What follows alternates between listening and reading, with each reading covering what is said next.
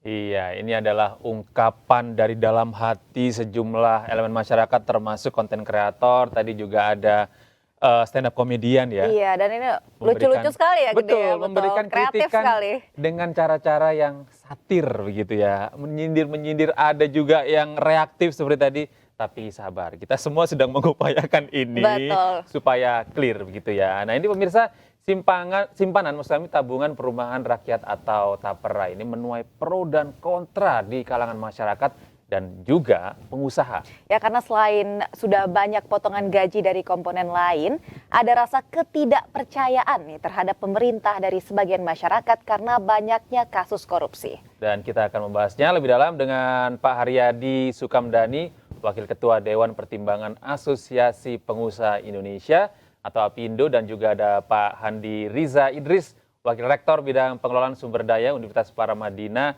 Assalamualaikum, selamat pagi, jelang siang, Bapak-Bapak. Waalaikumsalam Mas Gede, Mbak Ulia, Iya, terima Pak kasih sudah Handi. menyempatkan waktunya bersama kami di iNews Today. Ini kita sedang rame nih Pak soal TAPERA nih Pak. Kita ke Pak Haryadi terlebih dahulu mungkin ya Pak. Pak ini kalau misalnya nih saat ini kan banyak sekali ya respon dari masyarakat. Kemungkinan apa yang bisa dilakukan oleh masyarakat dan juga tentu saja pengusaha ini Pak. Untuk apa ya, ini kan banyak yang tidak setuju. Kasarannya untuk menolak bagaimana TAPERA ini tidak akan jadi dilakukan. Ya, jadi memang kalau regulasi itu, Mas, kalau tidak matang, Ya, tidak komprehensif melihat dari berbagai segi, nah keluarnya seperti ini. Nah, jadi Tapera itu kalau posisinya Apindo ya, saya sebetulnya sekarang sudah menjadi tidak ketua umum, tapi ya, saya di Wakil Ketua Dewan Pertimbangan Apindo. Jadi sewaktu saya menjadi ketua umum itu sudah kami kritisi bahwa Tapera itu sebetulnya tidak perlu untuk pekerja swasta.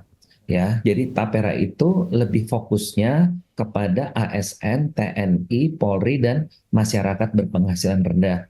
Kenapa pekerja swasta kami ya, sampaikan tidak harus masuk cakupan Tapera? Karena kami sudah mempunyai program yang namanya manfaat layanan tambahan untuk program perumahan yang berada di dalam cakupan jaminan hari tuanya Badan BPJS Ketenagakerjaan ya. atau Badan Pelaksana Jam Sostek ya, Jaminan Sosial Tenaga Kerja. Nah, itu sudah dialokasikan Mas dari PP 46 dan PP nomor 55 tahun 2015 Ya. itu sudah menyampaikan bahwa JHT itu boleh dipakai 30% untuk perumahan. Jadi itu pekerja dan juga pemberi kerja tidak perlu mengiur lagi karena apa? Pemupukan dananya udah ada. Dan hari ini itu pemupukan dana JHT sudah 460 triliun. Jadi kalau pemerintah niatnya adalah untuk mengatasi backlog perumahan, itu nggak usah bikin badan baru lagi Iya, gitu. kenapa nggak Udah pakai itu ada aja ya Pak yang ya? namanya di situ yang namanya BPJS Ketenagakerjaan atau BP Jam Sostek. Demikian Mas. Iya, kalau dari Pak Handi Anda melihat kebijakan ini seperti apa? Karena memang eh, banyak orang yang tidak setuju dan kemudian kenapa sih Pak ini tahun ini digaungkan kembali? Karena ini sebenarnya kan sempat sempat ramai juga di pemerintahan Pak SBY, kemudian banyak yang tidak setuju dan ini tidak dilakukan. Kenapa baru tahun ini Pak? Kalau Ya, dari pandangan Anda seperti apa, Andi? ya baik ya, Mas. Menyambung tadi yang disampaikan Pak Aryadi ya, menurut saya memang eh, awal mula regulasi ini muncul dan kemudian sampai dengan hari ini tuh kan time lag-nya kan panjang sekali ya. Kalau kita lihat dari dasar dari penerbitan regulasinya kan Undang-Undang Nomor 4 Tahun 2016 tentang Perumahan Rakyat ya. Nah, kemudian barulah muncul apa namanya Apindo ini. Kapresnya ya yang ditandatangani oleh Presiden ya. Apa langkah yang dalam Eh, melakukan? peraturan pemerintah ya nomor 21 tentang 2024. Nah, ini kan sudah cukup lama Indonesia. gitu ya. Kerugiannya bagi pengusaha. Waktu yang ada gitu. Nah, oleh sebab itu tentu dalam jangka waktu yang panjang ini banyak hal yang berubah ya. Seperti tadi Pak Aryadi katakan, sementara untuk karyawan swasta saja ya itu sudah punya mekanisme tersendiri gitu. Nah, menarik juga tadi yang di awal yang Pak Haryadi sampaikan, dasar dari penerbitan undang-undang ini kan adalah Undang-Undang Nomor 1 tadi ya Pak Aryadi ya, yang terkait Nomor dengan 1 tahun 2011, Pak. 1 tahun 2011 tentang perumahan ya, tentang perumahan dan lingkungan ya.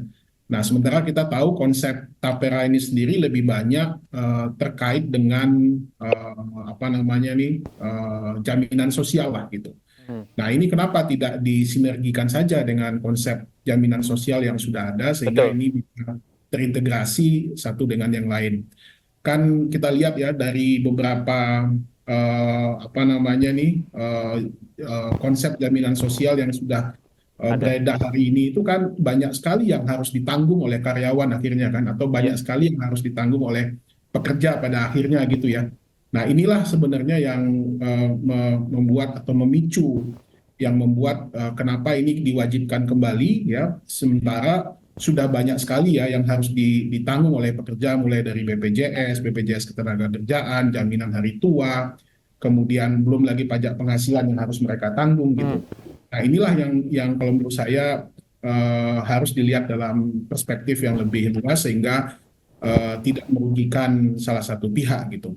Kita mungkin bisa memahami ya, tujuan pemerintah membuat ini kan bagaimana supaya bisa terhimpun dana murah lah ya, Betul. yang artinya bisa dimanfaatkan oleh pekerja ya, atau pekerja dengan upah apa namanya murah itu ya, MBR itu ya, masyarakat dengan apa namanya Penghasilan rendah.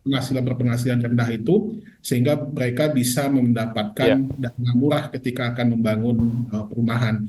Nah, tetapi mungkin mekanisme ini yang perlu diperbaiki sehingga tidak harus tanda kutip mengorbankan salah Iya. satu pihak, dengan banyak catatan tadi yang sudah disampaikan oleh para apa namanya, para eh, penggiat media sosial ya, Iya. sehingga itu menjadi ramai di tengah-tengah masyarakat kita. Mungkin begitu Mas dari saya Mas. Iya. Ya, baik, kita beralih ke Pak Aryadi lagi ini. Pak, ini Apindo kita ketahui kan menolak Tapera atau kebijakan Tapera ini.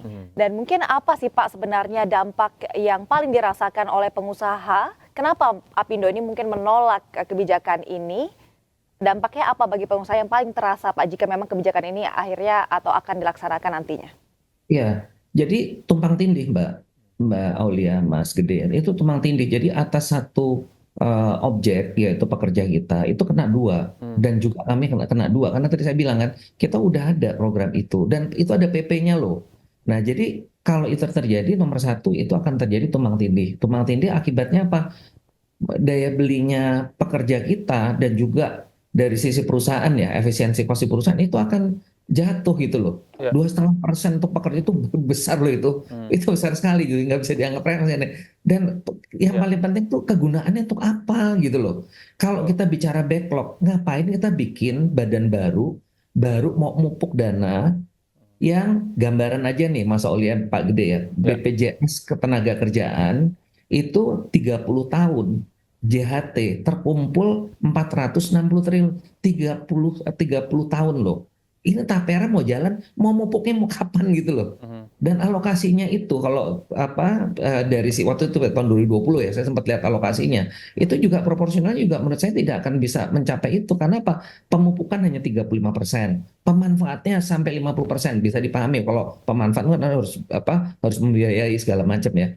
Tetapi untuk investasinya cuma 2,5%. Jadi banyak hal yang menurut saya ini sih prematur juga udah nggak bisa jalan gitu loh. Kalau dipaksakan. Ya, jadi itu nanti harapan kita adalah udahlah kita kan nggak usah ini pemerintah terutama menurut saya ya coba diambil penyusun kebijakan yang punya kompetensi. Ya, maaf nih kalau yang kemarin menurut saya sih susah lah karena saya ketemu mereka semua dan susah kita ngomong nggak ngerti saya apa pemikiran mereka apa kita udah kasih tahu penjelasan jelas-jelasnya tapi mereka nggak mudeng. Nah ini tolong nanti kalau itu pertama adalah dievaluasi lagi dengan tim yang berbeda dan kita nggak perlu harus berhadapan di MK, nggak perlu juga kita harus bikin mogok dan sebagainya. Menurut saya itu buang energi lah. Sekarang lebih baik pemerintah di sini yang punya otoritas coba dilihat lagi nggak usah ngotot-ngototan tadi kayak kok bilang kan, wah pokoknya ini mau jalan terus. Lah kalau konsepnya udah nggak jalan, nanti takutnya Mas, kalau ini dijalankan terjadi pembangkangan sosial, gitu. Nah kalau terjadi pembangkangan, apa konyol jadinya wibawanya negara nggak ada. Dalam skenario terburuk, menurut Anda pembangkangan sosial ini akan seperti apa, Pak Riyadi? Bisa terjadi kalau pekerja nggak mau bayar gimana? Nggak mau dipotong. Ini misalnya nih, Mas Gede sama Mbak Uli akan kerja di TV, Ya, dipotong banget mau nih ya, rame-rame, satu perusahaan nggak mau, ya perusahaannya kan pusing juga, ya kan? Kalau bisa dibayangkan nggak kalau itu masif secara nasional, ya, ya kan namanya pembangkangan sosial dong, ya kan? Wibawanya pemerintah kan hancur kalau kayak begitu. ya. Pak, Memang udah nggak benar dari awal, makanya saya bilang udahlah kita nggak usah ribut-ribut, tolong dilihat solusinya udah jelas. Apa ini udah sampaikan waktu itu ah, solusinya. Tapera itu udah khusus aja untuk TNI, Polri, ASN dan masyarakat berpenghasilan rendah (MBR). Udah ya, itu di situ polanya ya, karena jumlahnya nggak banyak Mbak, Mas. Apa yang aparatur sipil negara TNI, Polri itu nggak lebih dari 6 juta orang, hmm, ya kan? Kalau MBR, nah kalau MBR itu urusan negara lah, masyarakat yang fakir miskin diurus negara kita nggak tahu lah itu urusannya kan itu ya. Nah, kalau yang pekerja swasta udah punya ininya sendiri gitu loh, punya wadahnya sendiri. ya, Kita nggak perlu harus seperti ini gitu. Jadi saya kadang heran juga nih, gimana sih gitu kan. ya, Bahkan salah satu menteri yang jadi pengawas BP Tapera ditanyain tuh kemarin, videonya viral mana-mana. Ditanyain sama wartawan kan, Pak ini kalau yang udah iya. punya Yang sudah rumah, punya rumah, sedang KPR terus menyicil. gimana? Jawabannya Pak Menteri bilangnya gimana? Wah, Ya, saya tanyakan dulu ya ke BP Tapera. ya, Lah, kita kan prihatin yang ngeliat begitu. Ini kan dia pengawas loh. ya, Pengawasnya BP Tapera bisa jawabannya kayak begitu. Berarti apa? Dia nggak care, nggak pahamin. Nggak usah ngomong transparansi segala macam kalau begitu kan. Substansi aja dia nggak paham. Gimana dia mau mengawasi BP baik. Tapera itu? Baik, Pak Gitu. Haryadi. Kita beralih ke Mas Andi. Mas Andi, kalau Anda melihat ini dilakukan atas nama menutupi backlog yang terjadi saat ini atas pemenuhan rumah yang belum mencukupi untuk para pekerja di Indonesia. Pak Haryadi juga memberikan saran bahwa ini hanya bisa dilakukan untuk beberapa sektor pekerjaan seperti TNI, Polri, dan PNS ya. Nah, kalau menurut Anda, apakah ada solusi yang lebih baik dari ini, Mas Andi? Ya, ya baik. Saya setuju dengan Pak Haryadi ya. Artinya kalau kita menghimpun semua pekerja ya, baik swasta maupun yang ASN, TNI, Polri itu kan sangat besar sekali ya, Mas ya. Dan kita tidak tahu sampai kapan mereka bisa memenuhi semua hal tersebut gitu.